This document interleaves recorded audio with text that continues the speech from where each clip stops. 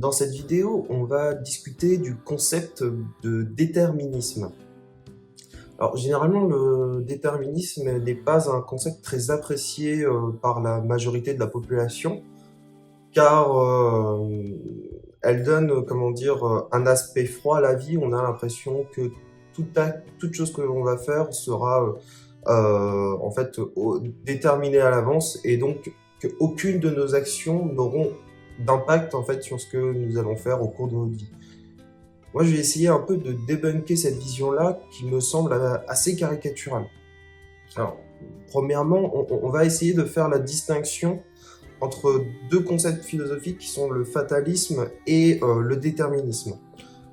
Alors, le fatalisme, c'est un courant qui pense que, en gros, quoi qu'on fasse, quoi qu'on dise, quoi que soient nos actions, les choses arriveront telles qu'elles arriveront et on pourra rien y faire pour pouvoir empêcher cela.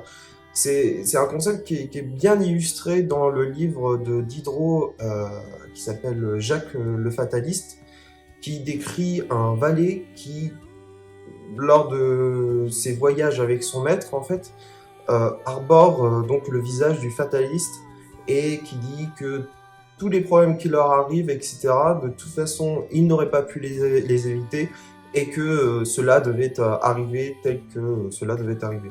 Je trouve, pour ma part, que c'est vraiment un très bon livre et il donne vraiment une vision assez éclairée sur le fatalisme et le ridicule de cette vision philosophique.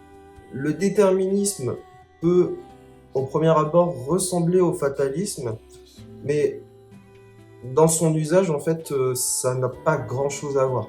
Le déterminisme, ce que ça dit, c'est que tout effet est dû à des causes. Si on arrivait à créer une entité qui arriverait à prendre toutes les causes qui se passent à un instant T sur Terre ou à travers le monde au même instant, qui était capable de faire ce travail-là, alors il connaîtrait tous les effets qui vont apparaître dans les instants juste qui suivront. Donc cet être-là, on pourrait l'appeler nature ou Dieu. Mais en tout cas, pour ce qui est de l'homme, voilà, on est peut-être fort, mais en tout cas, on n'a pas cette capacité à tout percevoir, à tout analyser. Ce qu'on sait faire, c'est analyser quelque chose, voilà, quelques effets, et de voir que ces quelques effets auront peut-être telle cause. Donc, le déterminisme, ce que ça dit, c'est que si on arrive à connaître certains effets, on saura certaines causes. Et si on arrive à agir sur ces effets, alors on pourra agir sur les causes. Voilà.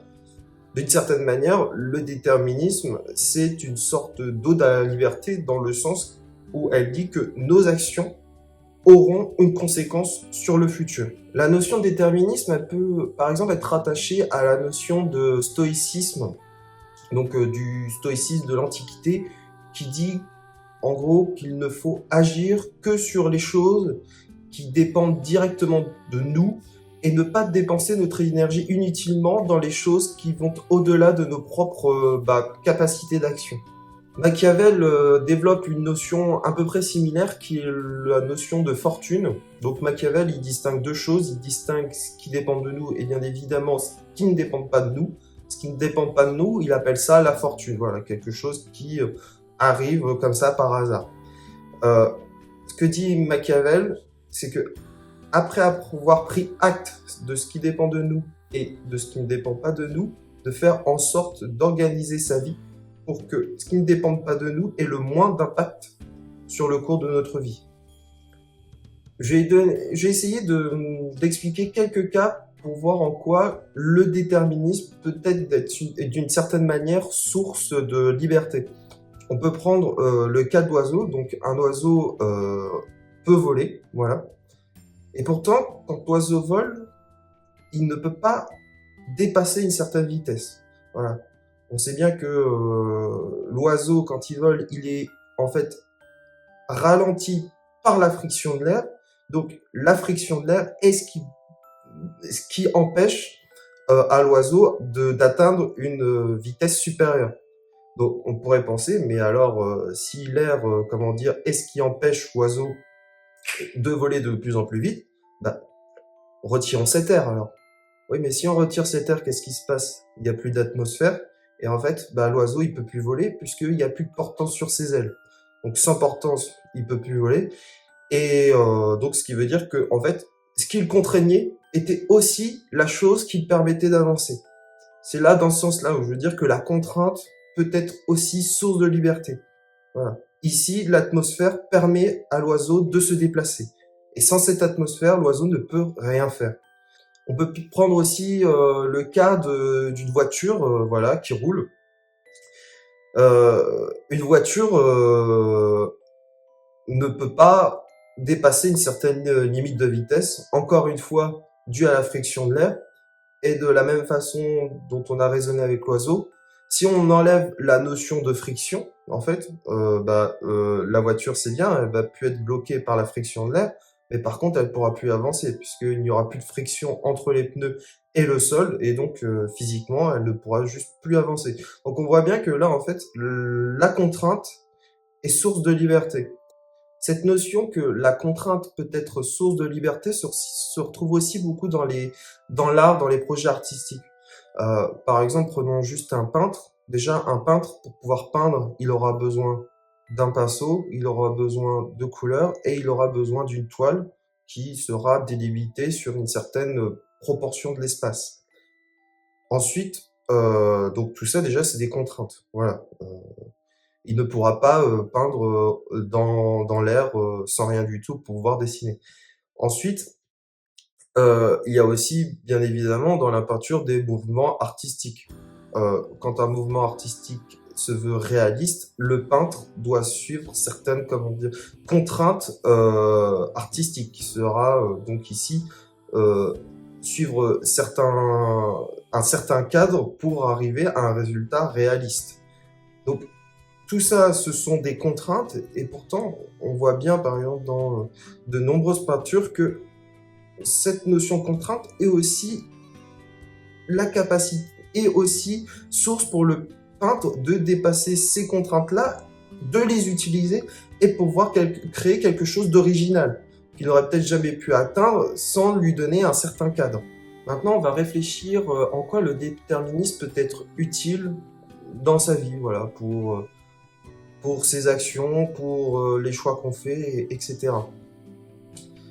Donc, déjà, on rappelle le déterminisme, donc ça dit que si on connaît les effets, on peut les modifier, et donc on peut modifier les causes.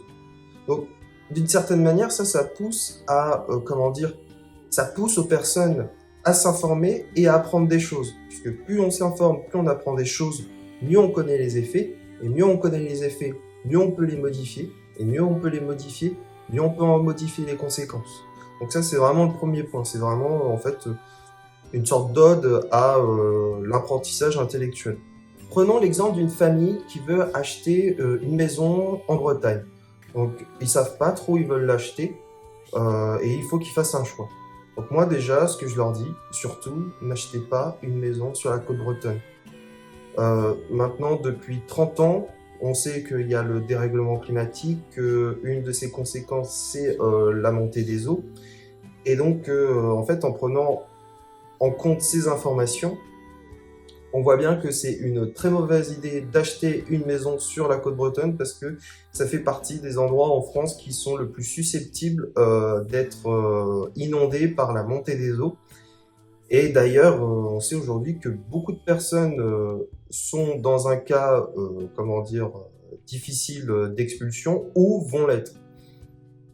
Donc là, vous voyez, juste en ayant, acquis de la connaissance sur le fait qu'il y a un dérèglement climatique, que cela a des conséquences sur la montée des eaux, et que cela a aussi donc une conséquence sur le paysage urbain autour du littoral. En fait, avec tout ça, on peut déjà dire, en tout cas, moi je sais pas où ils vont acheter leur maison, mais en tout cas, je sais que il faut pas qu'ils fassent le choix de l'acheter sur la côte bretonne.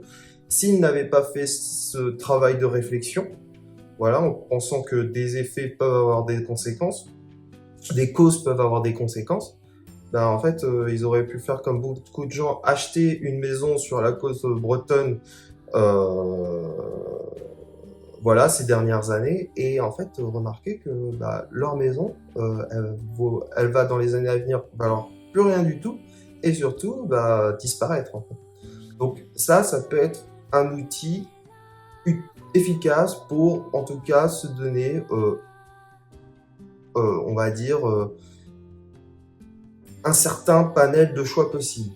J'espère que j'aurai réussi dans cette vidéo à vous expliquer la différence entre le fatalisme et le déterminisme, et en quoi le déterminisme n'est pas du tout aussi caricatural qu'on le pense, et est en tout cas pour moi quelque chose de très concret. Hein. Je suis persuadé que moi, les causes ont des effets, et que en quoi ça pouvait être une notion qui pouvait avoir du sens pour prendre des choix et pour concevoir le monde. Alors, dans une prochaine vidéo, j'essaierai de traiter un peu le cas de l'existentialisme de Jean-Paul Sartre, et comment dire, de le travailler à l'aune du déterminisme génétique, et on voit en quoi pour moi, cette philosophie, spoiler alert, est une vision mauvaise est une vision fausse, et en quoi elle peut avoir des conséquences mauvaises sur la perception du monde qu'on a autour de nous. Voilà. Si tu as aimé la vidéo, bah, tu peux t'abonner, tu peux te donner un like. Ciao!